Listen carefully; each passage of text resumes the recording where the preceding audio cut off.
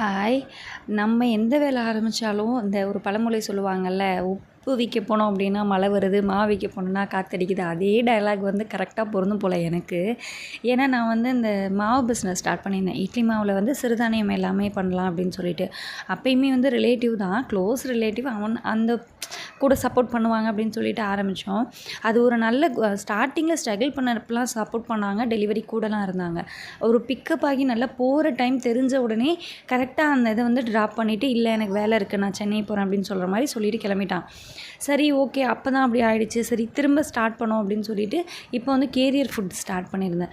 இதுவுமே வந்து ஸ்டார்டிங்கில் கொஞ்சம் ஸ்ட்ரகிள்ஸ் இருந்துச்சு. ஒரு நாளைக்கு வந்து ஒரு 10 ஆர்டர் வரதே ஒரு பெரிய விஷயமா இருந்துச்சு.